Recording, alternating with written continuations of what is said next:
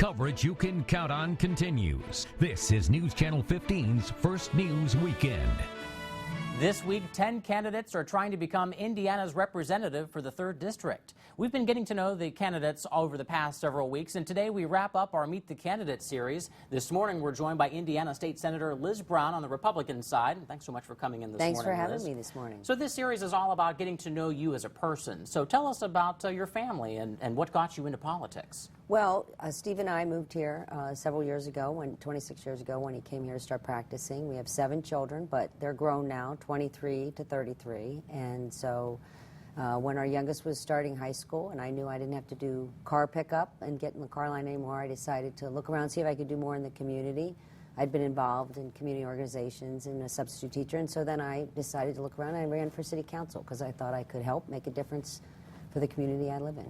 What are some things that you like to do in your spare time? Any hobbies, or even on a dreary day like today, what would you be doing with the family? Well, I love to read, which I have not had much time to do with the campaigning. That's something I really enjoy. We also like to exercise, get out of the house. One of our sons left one of his dogs, so between our animals and that one, that's a full-time job, sometimes just taking them for walks. So how many animals do you have? 2 dogs and 2 cats, but the one cool. dog is very rambunctious. So. Rambunctious little dog. What made you want to become Indiana's 3rd District representative? You know, I've only been in the state Senate 2 years, and I was very successful at passing some legislation to cut taxes, reduce the size of government. But you just realize so many problems start in D.C.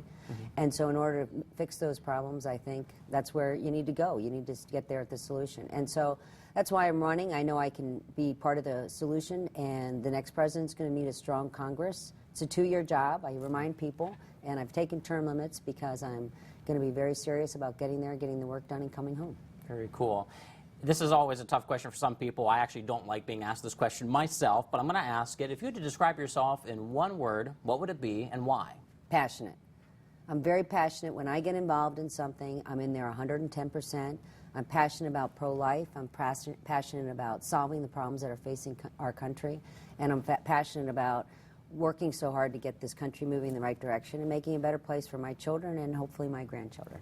Where do you see yourself in the next few years?